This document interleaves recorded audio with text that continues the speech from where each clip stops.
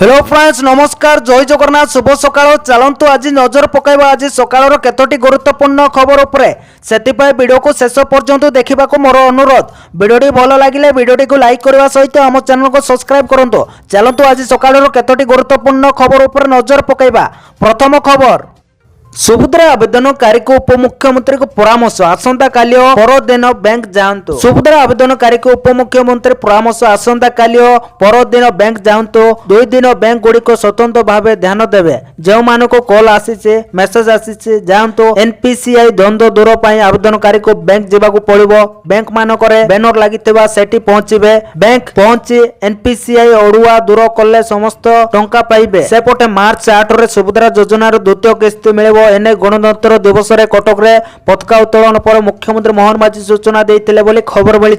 परवर्ती खबर राज्य में 40 लाख भूत हिताधिकारी लुचुंट लोके करूना इकेवाईसी अपडेट आउ मात्र 4 दिन बाकी वर्तमान सुधा 40,40,684 जन इकेवाईसी करना 4 दिन सर इकेवाईसी बोले कहले राज्य जोगाण मंत्री कृष्ण चंद्र पात्र। 88% लोक इकेवाईसी करना 40 लाख अधिक लोक करना इकेवाईसी अपडेट। करदाता सरकारी चाकरी एवं डाक्टर शिक्षक माने राशन कार्ड रे चाउल खाउचंती बोले मंत्री अभियोग करिसेंती। एतिसह सेमानको शीघ्र कार्ड पैठ करिबा पई सरकार दागित मध्य करिसेंती नचेत सेमानको ठारो जरिमाना आदाय करा जेबो बोली कहिसेंती कृष्ण चंद्र महापात्र बोले खबर मिली।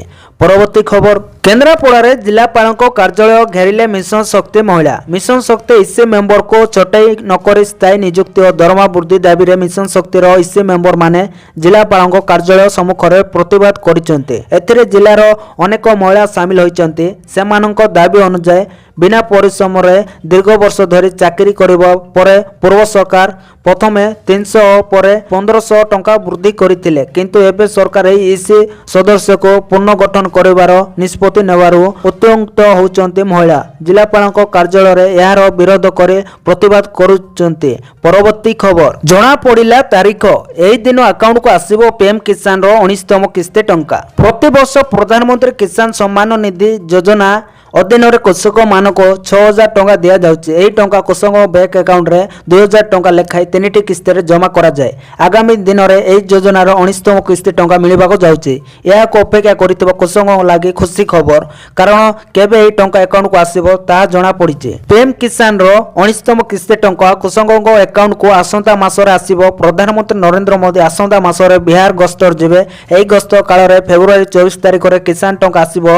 एने कृषि मंत्री शिवराज सिंह चौहान सूचना देइचंती बोली कहितबार खबर मिली। परवर्ती खबर ओडिशा रे इंडस्ट्रियल पार्क करिबो अदानी। भुवनेश्वर जनता मैदान रे अनुष्ठित उत्सव Odisha make in Odisha conclave 2025 रे अनुष्ठित होइचे। उत्सव ओडिशा रे राज्य सरकार को सह अदानी ग्रुप एमओयू करिचे। धामरा रे अदानी ग्रुप करिबो इंडस्ट्रियल पार्क एवं पोर्ट सर्वसाधारण करिबो। ओडिशा रे निवेश करिबो 2.28 लाख कोटी। सेही पर राज्य कपर बॉयल प्लांट करिबो बिरला ग्रुप। सेहीपरि दक्षिण ओडिशा रे 1 लाख कोटी निवेश करिबो वेदांत।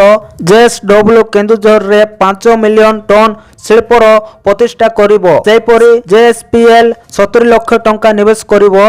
वर्तमान सुधा 45टी एमओयू स्वाक्षर होइतबा नै सूचना देइचंती शिल्प सचिव बोली खबर मिली। परवर्ती खबर पुरी रे पहुंचला रथकाट देखिबा पई भक्तों जमुची भिड़। रथ यात्रा पई पुरी को आसिला रथकाट नयागढ़ दशपल्ला अंचल आसिला काठ 3टी ट्रक रे पुरी पहुंचला रथकाट देखिबा को भक्तों प्रबल भिड़ जमुची। कही रखुचु आसंता बसंत पंचमी रथ काट अनुकूल हम बोली खबर मिली।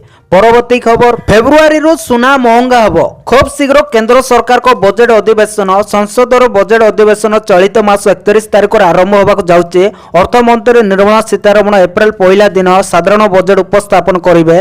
सबु वर्गर लोके बजेट उपर नजर रखिंटे। आकलन करा जाउची कि सुना दाम को नहीं सरकार बड़ निष्पत्ति नहीं पारती अर्थात सरकार सुना उपर कस्टम ड्यूटी वृद्धि करि पारती बोली विशेषज्ञ माने आकलन करुचंती। सेपटे एक जातीय गणमाध्यम सूत्र सूचना मुताबक सरकार सुना उपर आमदानी शुल्क वृद्धि करने को योजना करुचंती। जदि सरकार एभली करती तेबे फेब्रुआरी 1 सुनार मूल्य वृद्धि पाइब। गत वर्ष बजेट अर्थमंत्री उपस्थापन करथिबा बजेट रे सुना और चांदी उपर आमदानी शुल्क 9% कम करथिले जहाँकि एपर्यंत सुनार आमदानी शुल्क उपर सबुठार अधिक रिहाती बोली कहा जाउची बोली खबर मिली। परवर्ती खबर 30 ମିଟର ତଳକୁ ଖସିଲା ଦୃଶ୍ୟମାନ କ୍ଷମତା ଘନ କୋଡ଼ି ଯୋଗୁଁ ଯାତାୟାତ ବାଧା ପ୍ରାପ୍ତ ରାଜଧାନୀ ଭୁବନେଶ୍ୱର କଟକରେ କଲବଲ କରୁଛି ଘନ କୋଡ଼ି ପ୍ରବଳ କୋଡ଼ି ଯୋଗୁଁ 30 ମିଟର ଆଗକୁ ଦେଖାଯାଉନି ରାସ୍ତା ଗାଡ଼ି ଚଲାଇବା କଷ୍ଟକର ହୋଇଥିବା ବେଳେ ଯାତାୟାତରେ ବାଧା ସୃଷ୍ଟି ହୋଇଛି ରାଜଧାନୀରେ ପୁଣି ଥରେ ଘନ କୋଡ଼ି ଦେଖିବାକୁ ମିଳୁଛି ଏହି ଘନ କୋଡ଼ି ଯୋଗୁଁ ରାସ୍ତାଘାଟରେ ଲୋକେ ଯାତାୟାତରେ ସମସ୍ୟା ଭୋଗୁଛନ୍ତି 30 ମିଟର ତଳକୁ ଖସିଛି ଦୃଶ୍ୟମାନତା କ୍ଷମତା ଏଥିସହ ରାଜ୍ୟର ବିଭିନ୍ନ ସ୍ଥାନରେ ଘନ କୋଡ଼ି ଦେଖିବାକୁ ମିଳୁଛି 50 ମିଟର ଦୂରରେ ଦେଖାଯାଉନି ରାସ୍ତା କୋଡ଼ି ଯୋଗୁଁ ଗାଡ଼ି ଚଳାଚଳର ସମସ୍ୟା ଉପୁଜିଛି 15 ଜିଲ୍ଲା ପାଇଁ ଜାରି ହୋଇଥିଲା ସତର୍କ ଏଥିସହ 30 ତାରିଖ ଯାଏ ସତର୍କ କରାଇଛି ପାଣିପାଗ କେନ୍ଦ୍ର ବୋଲି ଖବର ମିଳିଛି ପରବର୍ତ୍ତୀ ଖବର ସିଡିଏରେ ମିଶିବ ଆଖପାଖରେ ଥିବା 102ଟି ଗାଁ ରାଜ୍ୟ ସରକାରକୁ ପ୍ରସ୍ତାବ ଦେଇଛନ୍ତି ସିଡିଏ କର୍ତ୍ତୃପକ୍ଷ ଏନେଇ ସୂଚନା ଦେଇଛନ୍ତି ସିଡିଏ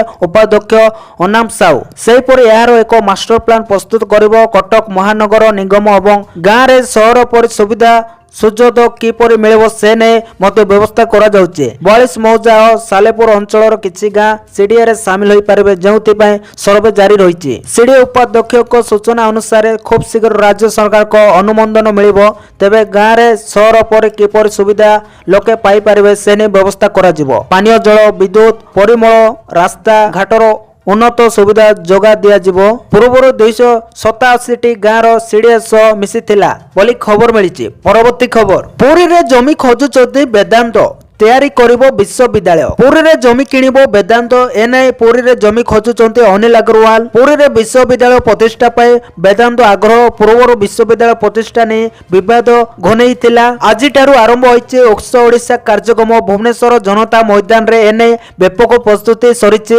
ପ୍ରଧାନମନ୍ତ୍ରୀ ମୋଦିଙ୍କ ଦ୍ୱାରା ଉଦ୍ଘାଟନ ହୋଇଛି କାର୍ଯ୍ୟକ୍ରମ ଶିଳ୍ପ ପ୍ରତିଷ୍ଠା ଦ୍ୱାରା ରାଜ୍ୟରେ ନିଯୁକ୍ତି ସୁଯୋଗ ବଢ଼ିବ ଚାକିରି କ୍ଷେତ୍ରରେ ଯୁବପିଢ଼ି ଭୋଗୁଥିବା ଅସୁବିଧା ଦୂର ହେବ ବୋଲି ଆଶା ରଖାଯାଉଛି ପ୍ରଧାନମନ୍ତ୍ରୀ ନରେନ୍ଦ୍ର ମୋଦିଙ୍କ ଦ୍ୱାରା ଉକ୍ସ ଓଡ଼ିଶା କନକ୍ଲେଭ ଉଦ୍ଘାଟିତ ହୋଇଯାଇଛି ଏହି କନକ୍ଲେଭ 2 ଦିନ ଧରି ଚାଲିବ ବୋଲି ଖବର ମିଳିଛି ତ ଧନ୍ୟବାଦ ଦର୍ଶକ ବନ୍ଧୁମାନେ ଏ ଥିଲା ଆଜି ସକାଳର କେତୋଟି ଗୁରୁତ୍ୱପୂର୍ଣ୍ଣ ଖବର ଭିଡ଼ିଓଟି ଭଲ ଲାଗିଛି ଲାଇକ୍ କରିବା ସହିତ ଆମ ଚ୍ୟାନେଲକୁ ସବସ୍କ୍ରାଇବ କରିକି ପାଖରେ ଥିବା ବେଲ୍ ଆଇକନକୁ ପ୍ରେସ୍ କରି ଅଲ୍ ସେଟ୍ କରିକି ରଖନ୍ତୁ ଆଉ ଭିଡ଼ିଓଟିକୁ ଶେଷ ପର୍ଯ୍ୟନ୍ତ ଦେଖିଥିବାରୁ ଆପଣମାନଙ୍କୁ ବହୁତ ବହୁତ ଧନ୍ୟବାଦ ଭିଡ଼ିଓଟିକୁ ସେୟାର କରନ୍ତୁ ବହୁ ମାତ୍ରାରେ ଧନ୍ୟବାଦ।